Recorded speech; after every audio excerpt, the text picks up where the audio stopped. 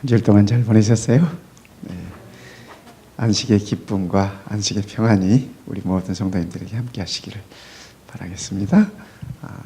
지난주에는 저는 참 행복한 시간을 보냈습니다. 우리 집사님들과 더불어서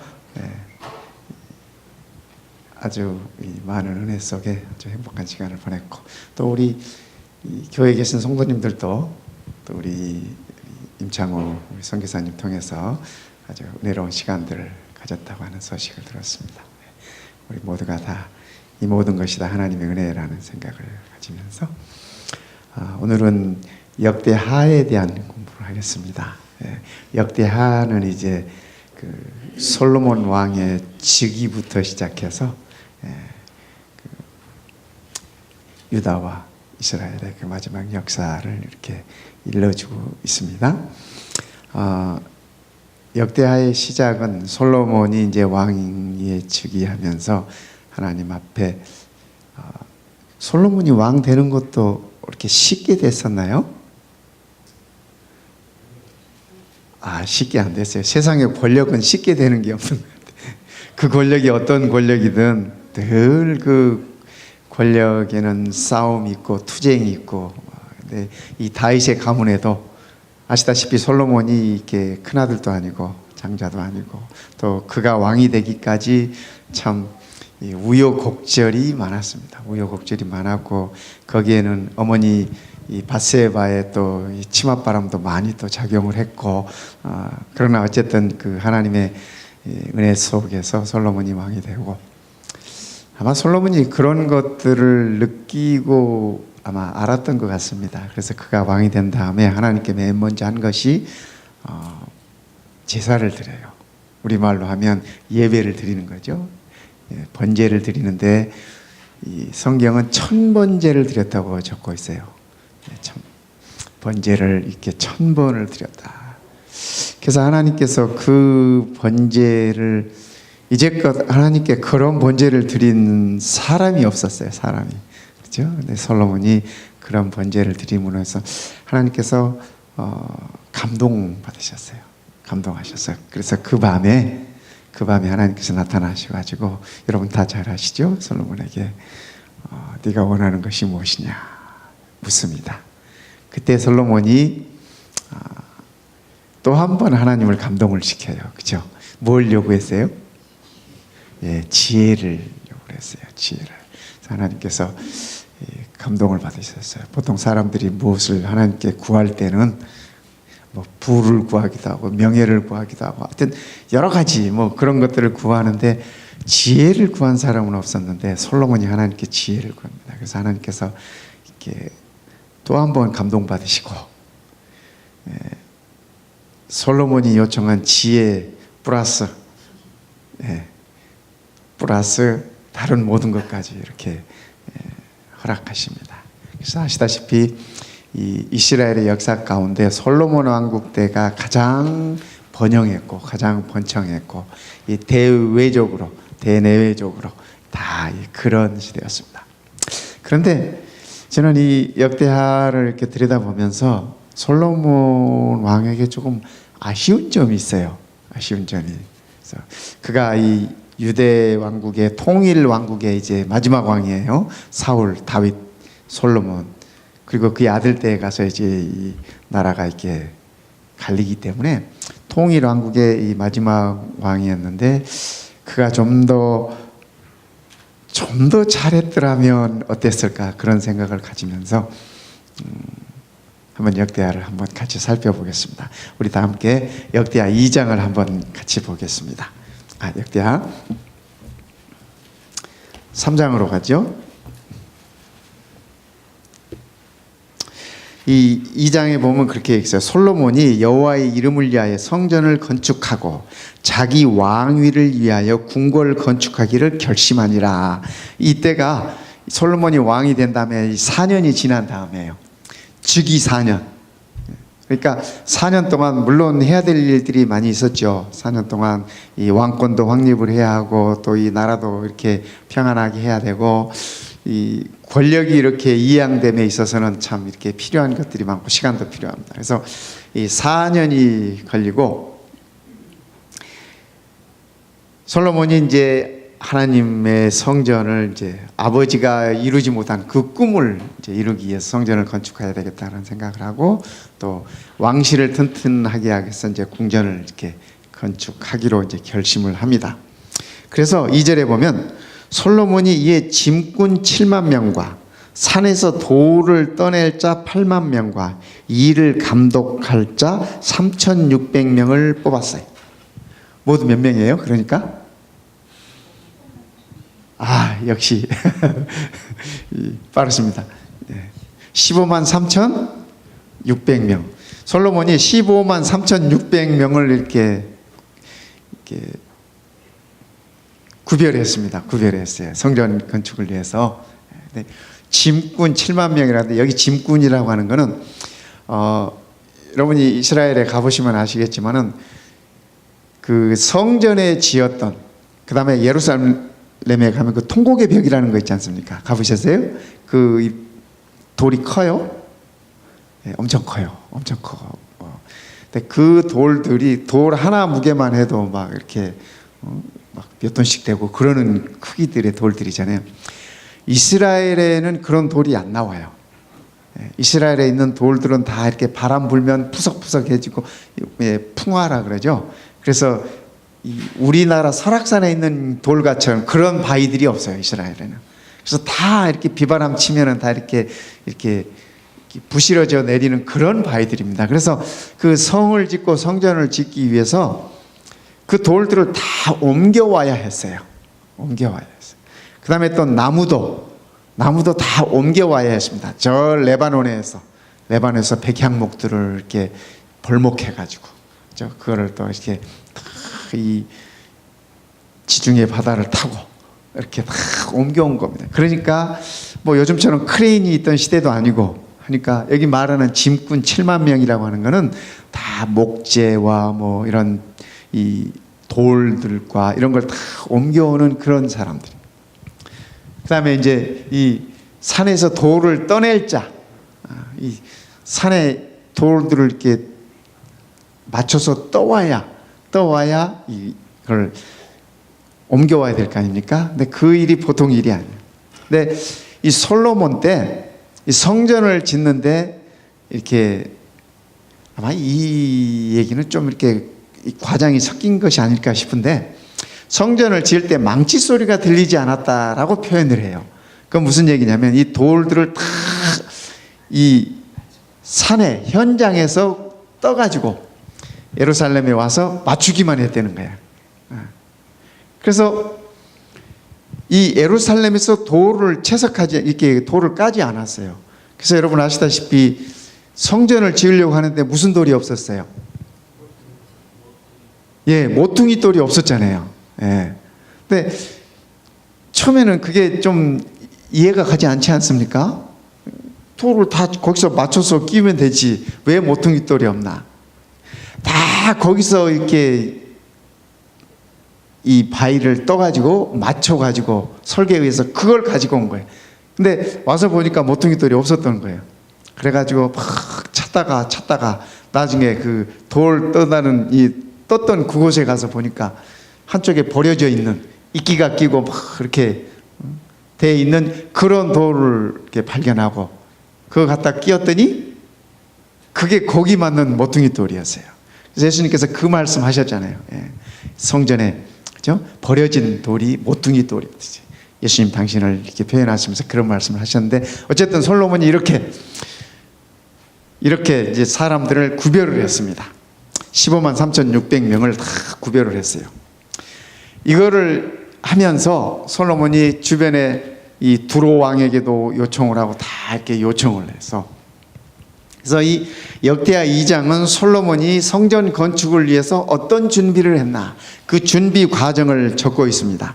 그런데 이 과정이 열왕기상에도 나와요. 열왕기상에 볼 것 같으면은 이 11장 중에 4장이 11장 중에 4장이 성전 건축에 관한 얘기예요.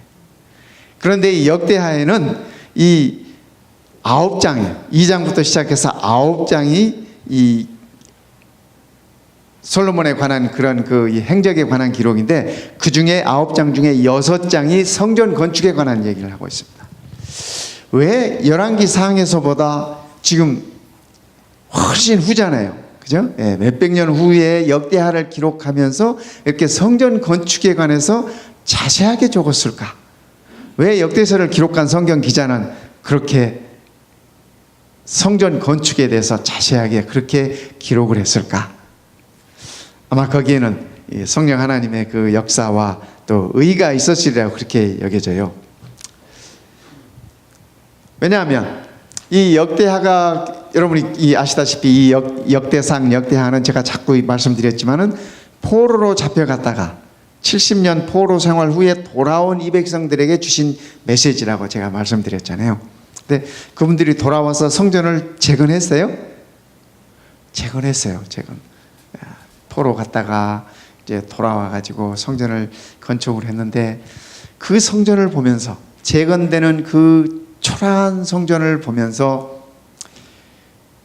어렸을 때 솔로몬 성전을 봤던 사람들이 포로 갔다가 온 사람 중에 있었을까요? 그죠? 70년이니까 뭐 어렸을 때 한 10살 때쯤 솔로몬 성전을 보았다고 하면은 포로로 갔다가 70년 후에 돌아오면 80세예요. 그러니까 이 연로하신 분들 중에 솔로몬의 성전을 보신 분들이 계셨어요. 그래서 그걸 보면서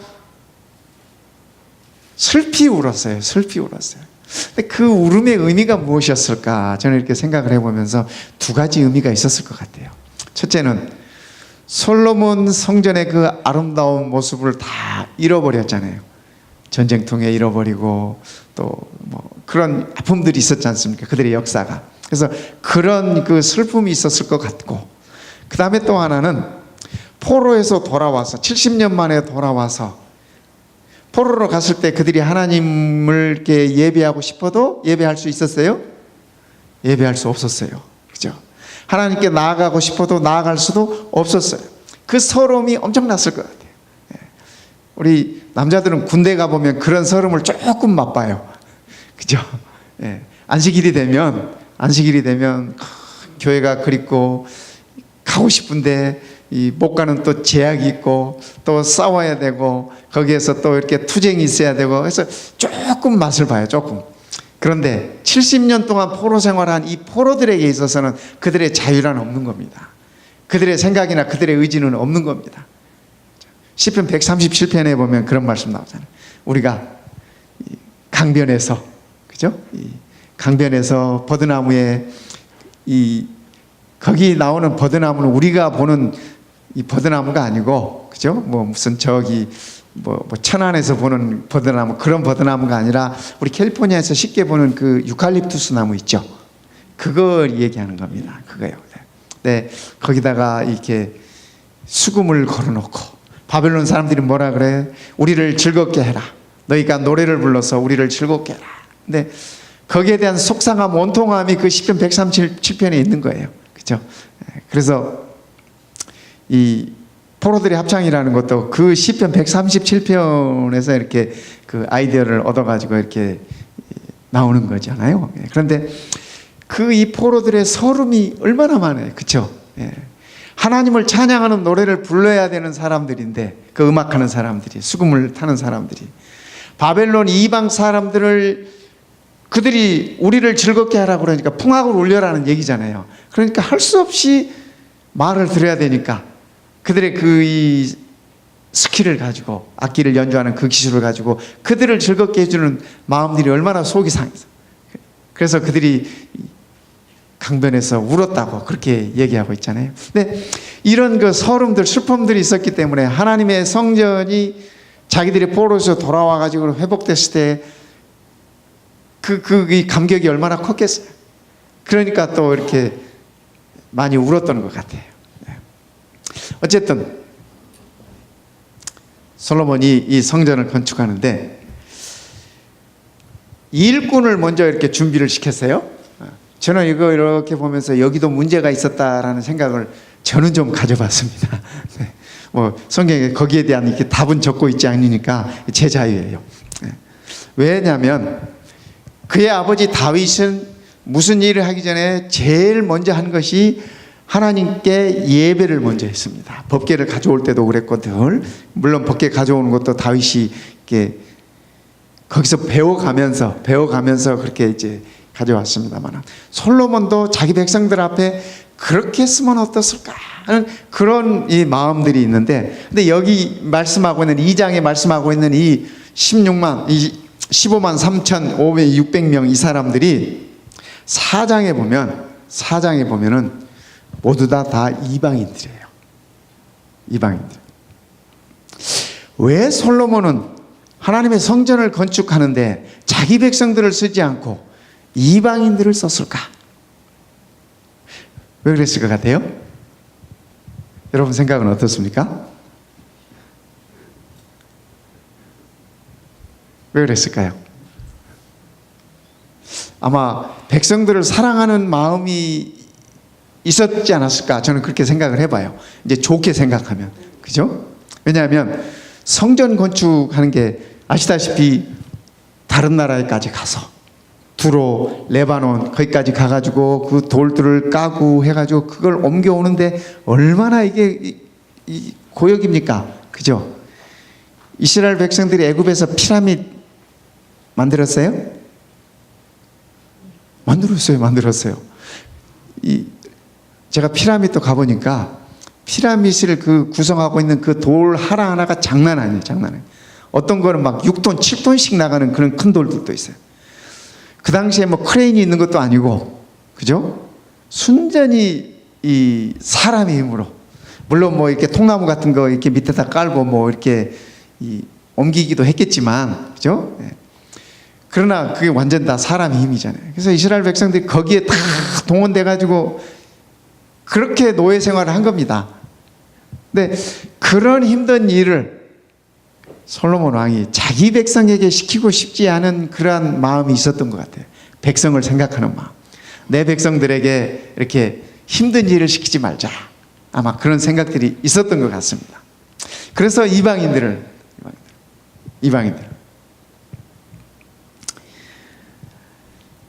저는 그런 생각을 해봅니다. 솔로몬이 하나님의 성전을 지으면서 이방인들에게만 이렇게 할 것이 아니라 자기 백성들도 하나님의 성전을 짓는데 독려했어야 되지 않았을까? 이 교회 일이라는 게 그렇더라고요. 교회 일이라는 게요. 제가 하나님의 은혜로 이렇게 새 교회에 이렇게 사역을 했는데, 새 교회에서 4번에 걸쳐서 이렇게 건축을 하게 됐어요. 뭐 어떤 형태로든. 근데 이 하나님의 성전이 이렇게 재건되고 이렇게 마련되고 성전이 이렇게 변모함에 있어서는 이렇게 성도님들의 어려움들이 필수더라고요. 필수예요. 다 성도님들의 헌신이 필요하고 성도님들의 정말 하나님께 이렇게 드리는 그런 것들이 필요하고 그래요. 그런데 그 과정을, 참 긴 과정들을 지켜보면서 그것이 정말 우리 성도들에게 축복이었구나 하는 것을 제가 아주 이렇게 뼈저리게 느껴져요. 정말 그게 이렇게 눈에 보여요. 그분들에게 이 축복이었고, 정말 하나님께 그들의 이렇게 드림이 정말 복이었구나 하는 것들이 이렇게 눈에 보이더라고요.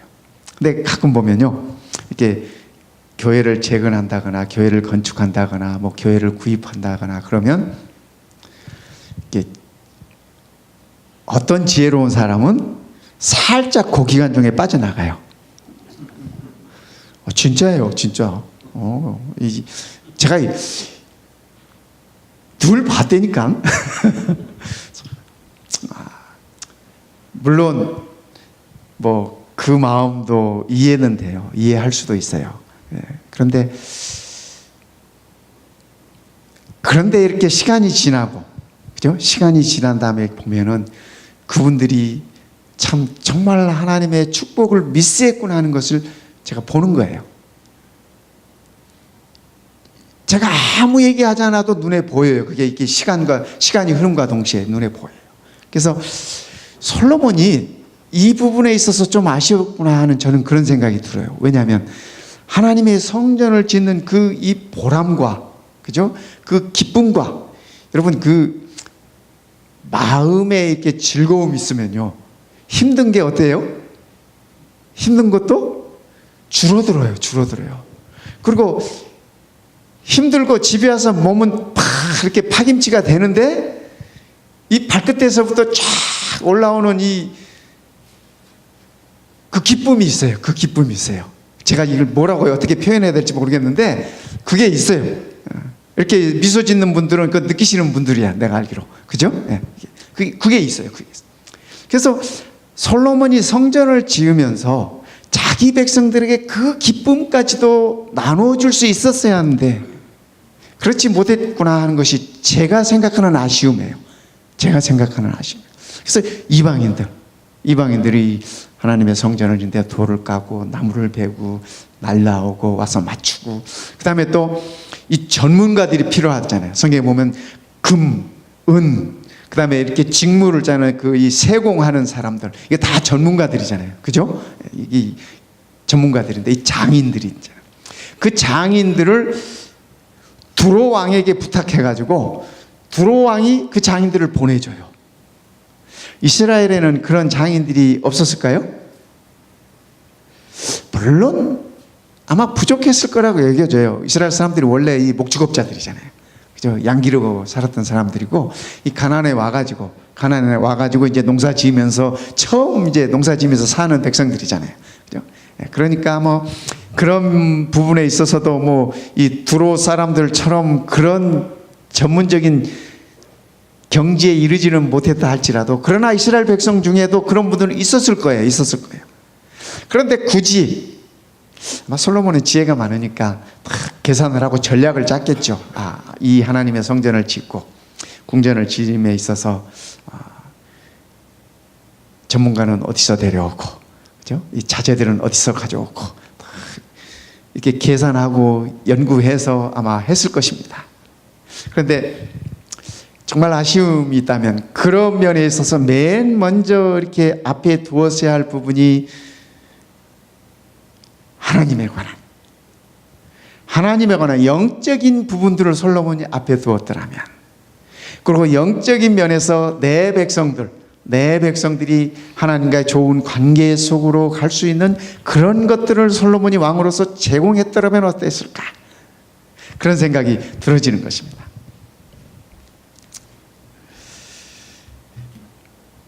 하나님 앞에 드려지는 그 헌신이라고 하는 게, 우리는 헌신이라고 표현하지만 제가 보기에는 그것이 하나님께서 우리들에게 허락하시는 복인 것 같아요. 하나님께 내가 지닌 물질이나 시간이나 노동이나 기술이나 마음이나 이런 것들을 드릴 수 있다면 그것이 우리에게 진정한 복이 된다 하는 그런 생각을 갖는 것입니다. 우리가 하나님께 드림으로 더 큰 것을 받기 때문에 이런 게 아니라, 그죠? 우리가 하나님께 드림으로 하나님께서 내게 더 큰 것을 주실 것이다. 자, 이거는 거래예요, 거래. 그렇지 않습니까? 이게 이 경제학자들이 얘기하는, 그죠? 최소의 이 능률로 최대의 효과를 보자. 그죠? 최소의 투자를 가지고 최대의 이윤을 남기자. 이거는 이렇게 이 경제를 얘기하시는 분들이 하는 얘기예요. 근데 우리는 신앙하는 사람이에요. 우리 하나님께, 내가 하나님께 드림으로 하나님께서 내게 뭘 더 채워주시겠지, 내가 드린 것보다 더 많이 주시겠지, 뭐 그러기도 하시지만 그건 아니라는 얘기예요. 내가 하나님께 드릴 수 있다면 그거 자체가 복이라는 거예요. 저는 우리 성도님들이 이런 것들을 깨달았으면 좋겠어요. 이런 것들을 배웠으면 좋겠어요. 솔로몬이 자기 백성들에게 이런 걸 일러주고 이런 걸 깨우쳐 주었더라면 얼마나 이 백성들의 큰 복이었을까, 그렇게 생각을 하게 되는 것입니다. 아시다시피 솔로몬의 아들 르호보암이 왕이 됐을 때 원로들이 와서 그렇게 얘기했지 않습니까? 이렇게 제가 다음 시간에 그 얘기는 좀 더 자세히 하려고 하는데, 원로들이 이 르호보암에게 와가지고 선친왕 때, 선조 때 우리 백성들에게 멍에가 너무 무거웠습니다. 이제 이 백성들의 그 멍에를 좀 가볍게 해주십시오. 그렇게 표현했잖아요. 그러니까 솔로몬의 재위 동안에 성전 짓고 궁전 짓고 뭐 이렇게 하면서 백성들이 참 힘들었던 것이 사실이에요. 이 성전이 지어지는데 20년 걸렸습니다.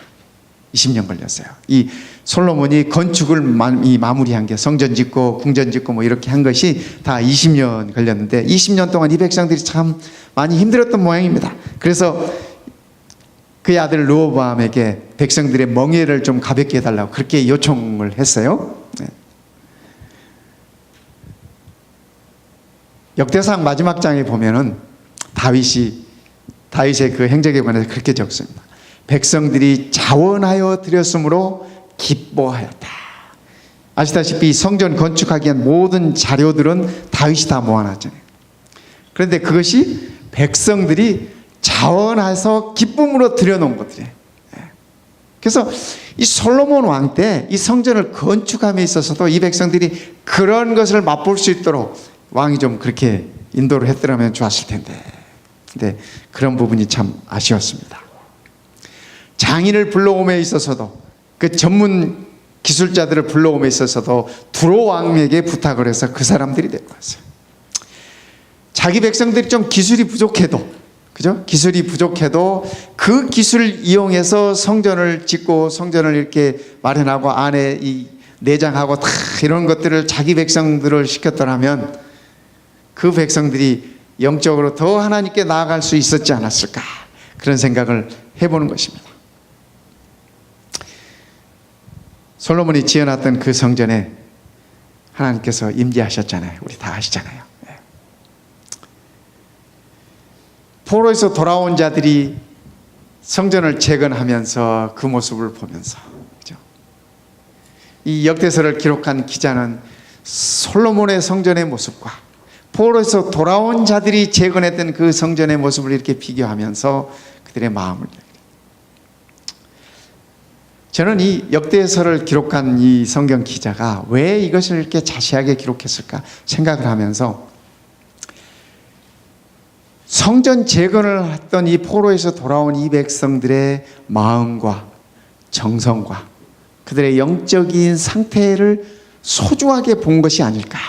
그래서 이 백성들에게 용기를 주고 싶었던 것 같아요. 격려해 주고 싶었던 것 같아요. 그래서 열왕기 상에는 길지 않게 기록되어 있는 것이 이 역대서에는 길게 자세하게 기록되어 있어요. 자기 백성들을, 포로에서 돌아온 이 자기 백성들을 하나님께 인정하시고 또 하나님께서 이 백성들을 사랑한다고 하는 것들을 표현한 것이 아닐까, 그렇게 생각을 해봤습니다. 왜냐하면 그들이 포로 생활하면서 하나님께 드리고 싶어도 드릴 수도 없었고 하나님 앞에 나아가고 싶어도 나아갈 수도 없었고, 그래서 그 시절들을 돌아보면서 이제는 그들이 마음껏 하나님께 나아갈 수 있고, 비록 적은 걸 할지라도 포로에서 돌아오시니 가진 게 없잖아요. 가진 게 없어. 그래서 그들이 이렇게 재건한 이 성전은 초라한 성전이었습니다. 그러나 그것이 하나님 앞에 얼마나 소중한, 솔로몬의 영광보다, 솔로몬 성전의 그 영광보다 어쩌면 하나님께는 그것이 더 아름다운, 더 소중한 성전으로 비춰졌던 것 같습니다. 그래서 하나님께서는 이 역대서에 그렇게 자세하게 기록으로 남기신 것 같습니다. 남기신 것 같아요. 하나님께 즐거이 헌신될 때 하나님은 자기 백성들의 이 마음을 읽는 것 같아요. 사사기서에 보면요, 드보라라고 하는 이 여선지자가 나옵니다. 예, 드보라 여선지자가 나오는데, 드보라가 이 여사사로 이렇게 나오기 전에 20년 동안 이스라엘 백성들이 괴로움을 받아요. 어느 정도로 괴로움을 받았냐면 주변 나라들에게 큰 길을 가지 않아요. 백성들이 큰 길을 가지 않고, 이 사사기 5장에 나오는 말씀입니다.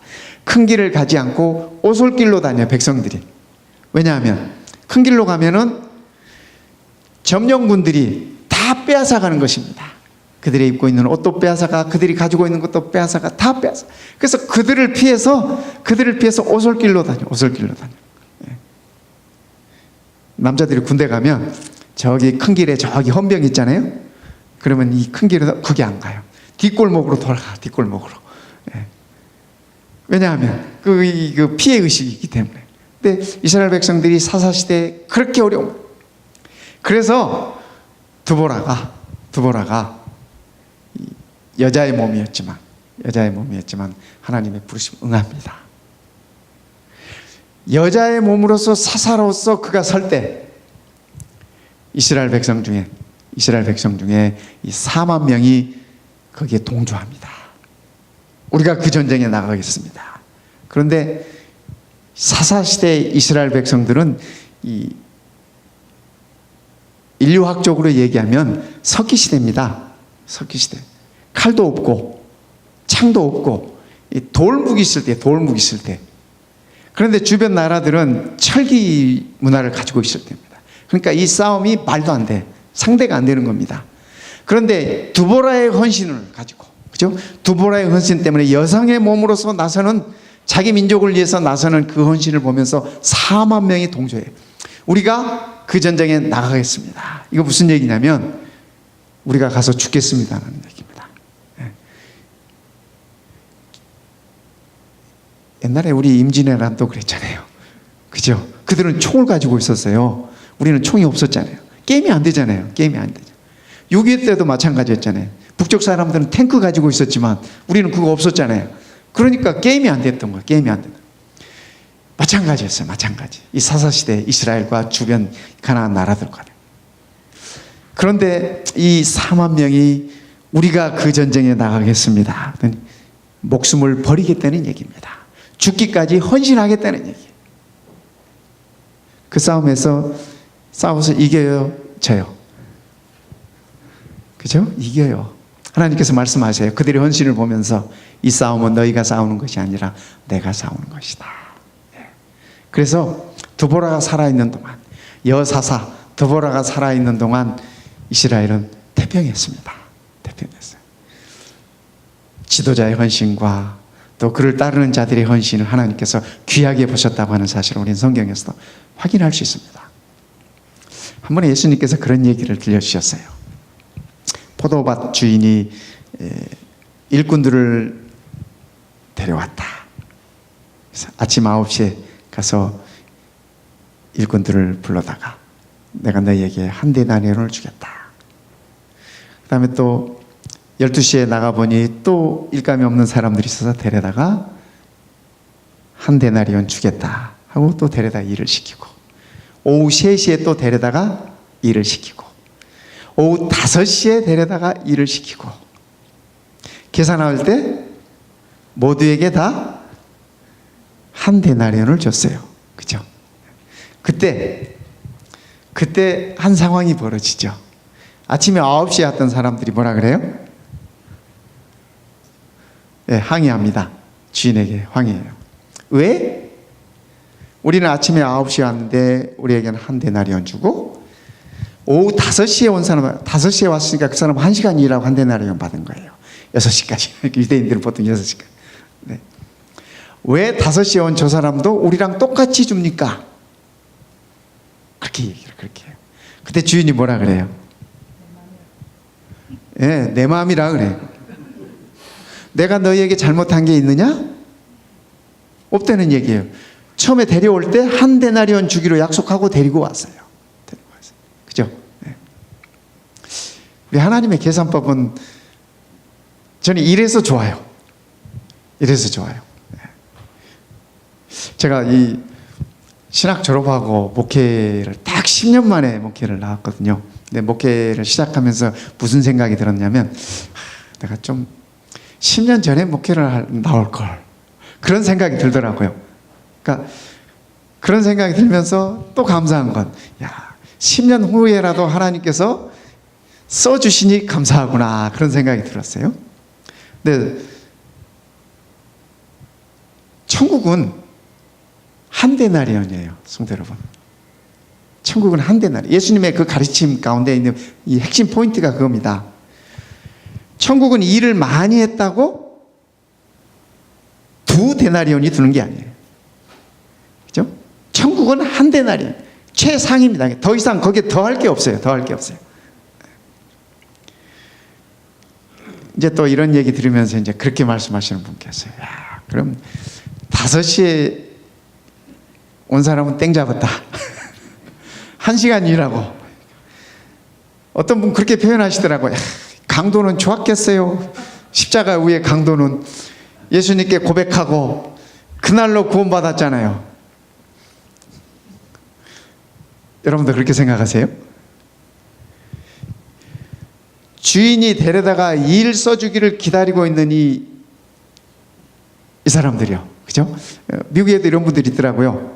보니까 뭐 홈데포 앞에 가도 뭐 그렇게 기다리는 사람들 있고, 뭐 우리 데려다 쓰잖아요. 뭐, 근데 거기서 기다리는 사람이 아침 9시에 픽업된 사람은 어땠을까요? 아침부터 행복했어요. 오늘은 일거리가 있잖아요. 오늘은 내 가족들을 위해서, 내 자녀들을 위해서 가져갈 것이 있잖아요. 아침부터 행복했어요, 그들은. 그죠? 아침 9시 전에 나와가지고 오후 5시까지 픽업되지 못하고 거기 기다리고 있던 사람들은 어땠을까요? 그 하루가 얼마나 스트레스였겠어요. 그렇잖아요. 나 오늘 또 빈손으로 돌아가나? 오늘 또 아무것도 수입이 없이 들어가나? 우리 애들에게 또 이 빈손을 내밀어야 되나? 와이프에게 빈손을 내밀어야 되나? 그 스트레스가 어떠했겠습니까, 성도 여러분? 그렇죠? 우리가 신앙하면서 하나님과 우리 관계에서 우리가 이 중요한 것 미스하는 것 중에 하나가 뭐냐면, 우리의 구원이 이미 약속됐잖아요. 한 데나리온. 그죠? 그것이 아침 9시든 12시든 3시든 오후 5시든. 그죠? 이미 구원은 약속이 되어 있는데, 그죠? 부름받은 그 시간을 통해서 하나님과의 그 관계 속에서 하나님께 드리는 기쁨을 우리가 몰라요. 그것이 시간이 되었든, 그것이 내가 가지고 있는 재주가 되었든, 내가 지니고 있는 은사가 되었든, 내가 가지고 있던 무슨 뭐 재정적인 것이 되었든, 무엇이 되었든지 간에 하나님과의 내가 나누는 교제와 내가 하나님께 드림의 그러한 기쁨이 우리에게 없어요. 그렇죠? 천국에 가면 그 강도가 있을 거예요. 그러나 그 강도에게 제일 아쉬운 게 뭐겠어요, 성도 여러분? 그렇죠? 저는 생각해 보니까 천국에 가서 이 강도가 제일 아쉬운 게 예수님과 더불어서 함께 이 교제해 본 경험이 없어요. 경험이 없어요. 우리 오랜만에 친구들 만나면 막 이야기 꽃을 피우잖아요. 왜 그래요? 함께 나눈 경험이 있기 때문에 그래요. 뭐 이렇게 야행에 가면 뭐 이렇게 삼육 안 나온 사람들이 삼육 출신들은 맨날 자기들끼리만 뭐라 그런다고 막 이렇게 가끔 이렇게 하긴 하지만, 그래도 그럴 수밖에 없는 것이 관계 때문에 그래. 관계 때문에 그들이 그 많은 그 시간 동안 함께 이렇게 했던 그런 그 향수가 있고 추억이 있고 즐거움이 있잖아요. 그거 나누느라고 그래. 그거 나누느라고. 여러분, 우리가 아침 9시에 부르심 받았다면 하나님께 감사할 거예요. 그만큼 우리가 하나님과 더불어서 나눌 수 있는, 예수님과 더불어서 이렇게 나눌 수 있는 거리가 많다는 얘기예요. 시간이 많았다고 하는 것이에요. 그것이 우리에게 축복이라는 것이에요. 그래서 솔로몬이 자기 백성들에게 이런 것들을 심어줌에 있어서 실패한 것이 아니었을까. 저는 그렇게 생각이 들어지면서 성전을 지으면서, 물론 노동력이 필요하니까 이방인들도 필요했을 거예요. 그러나 성전만이라도 이렇게 할 때 자기 백성들이 거기에 참여하게 하고 헌신하게 하고 거기에 땀 흘리게 하고 했더라면 성전이 건축이 되었을 때, 그죠? 더 이 나라가 영적으로 부흥할 수 있는 그런 나라가 아니었을까. 솔로몬 제2위 때도 솔로몬도 또 이렇게, 그죠? 그도 또 이 못된 길을 앞장서서 이렇게 나중에는 이렇게 가요. 우리 다음 시간에 그런 부분도 우리 함께 좀 살펴봅시다. 성도 여러분, 우리가 하나님께 드린다고 하는 이 기쁨을 우리가 알면 좋겠어요. 하나님께서 내게 허락하신 은사도 하나님께 드리고, 그죠? 시간도 하나님께 드리고, 교제도 하나님께 드리고 그래서 이러한 기쁨을 알면 우리는 진정으로 행복한 하나님의 자녀가 될 수 있을 것 같습니다. 오늘 이 안식일이 우리가 하나님께 드려지는 기쁨을 만끽하는 그런 안식일이 됐으면 좋겠습니다. 우리 함께 잠언 416장 하시겠습니다.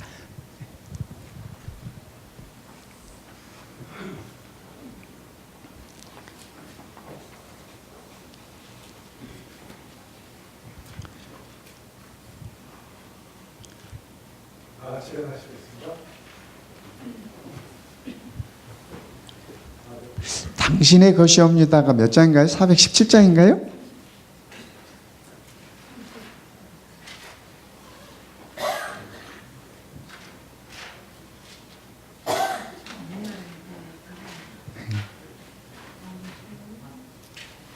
아, 429장입니다. 예, 감사합니다. 우리 김승국 장로님만 이렇게 틀리는 게 아니고 저도 이렇게 틀립니다. 우리 가사 생각하면서 우리 들으십시다.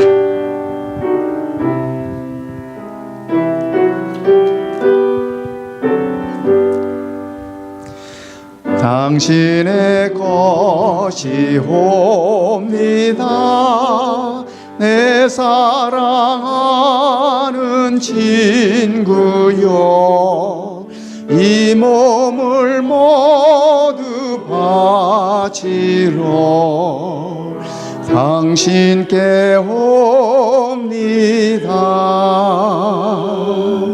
새벽이 되었습니다. 나 주저하지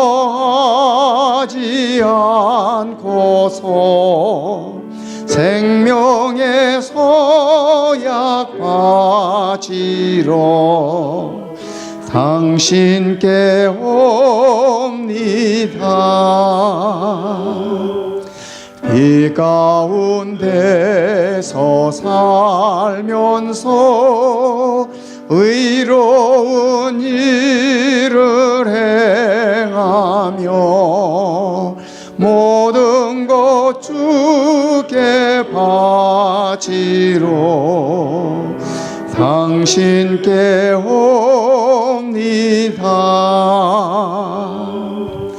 진리와 의를 위하여 이 젊은임과 자유와 또 생명까지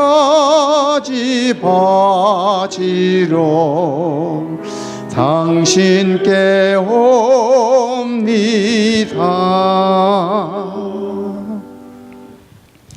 우리 아버지, 우리가 아버지 앞에 나왔습니다. 우리에게 생명을 허락하시고 우리에게 구원을 선물로 허락하시고 영원한 생명을 주시고 아버지 하나님의 자녀로 세워주셨으니 그 은혜를 참으로 감사드립니다. 우리의 모든 것이 아버지께로 비롯되었음을 인하여 참으로 감사드립니다. 우리의 모든 것을 아버지께 드리기를 원합니다. 아버지, 우리를 받아주시옵소서. 우리를 이 거룩함에 사용하여 주시옵소서. 성령 하나님, 우리의 발걸음이 주님 오시는 그날까지 아버지 하나님의 얼굴 바라보며 끝까지 충성하는 발걸음 되도록 우리를 붙잡아 주시옵소서. 우리 주님 예수님의 이름으로 감사하며 기도드립니다. 아멘.